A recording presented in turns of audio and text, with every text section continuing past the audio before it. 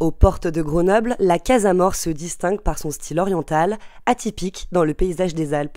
Cette villa, construite dans les années 1850 et classée monument historique en 1986, ouvre exceptionnellement ses portes jusqu'au 30 juin. Ici, pas de salariés, ces visites quotidiennes avec une guide en formation sont une façon pour la propriétaire de continuer à faire vivre le plus ancien monument français en or gris, c'est-à-dire en ciment moulé. Beaucoup de personnes l'ont vu au bord des routes depuis tellement d'années, depuis qu'ils sont tout petits, comme moi. Je suis d'ici, ma grand-mère était juste à côté. On voit, on rêve, on pose des questions. Et c'est important par à-coup parce que d'abord, ils nous donnent le moral. Ensuite, tous ces visiteurs, l'année passée, ont construit un auvent pour mettre à l'abri dans les jardins. Enfin, les cagnottes des visiteurs servent à continuer de valoriser les espaces de l'association. Une vingtaine de visiteurs ont répondu présents cet après-midi.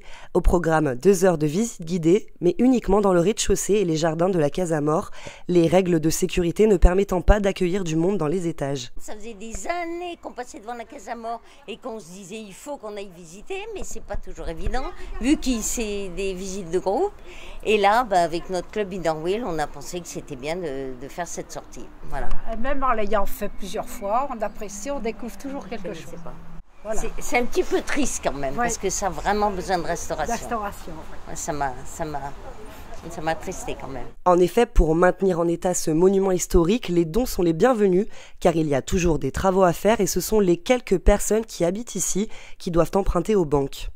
Cette année, c'est au tour du plafond, il est fissuré et 10 000 € sont nécessaires à sa rénovation. Alors l'État va donner, c'est pas encore décidé, 40%, le Conseil général j'espère aussi, mais il ne reste beaucoup pour les habitants. Et ce sont des pièces, des toiles peintes qui devraient être dans des musées comme à Orsay ou ailleurs.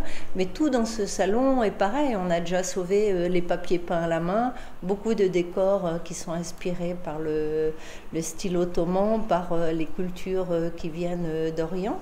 Et on doit continuer petit à petit parce que dans ce même lieu, il y a eu pendant une dizaine d'années des clochards qui ont habité, il y a eu les guerres, il y a eu beaucoup de destruction.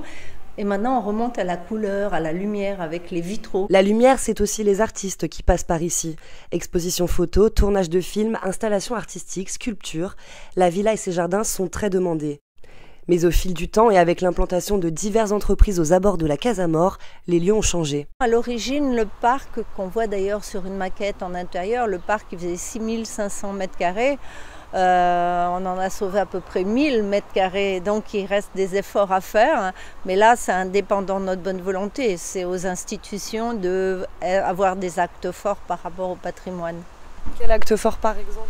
Eh bien, la maîtrise des lieux ou respecter les lois sur les abords des monuments historiques.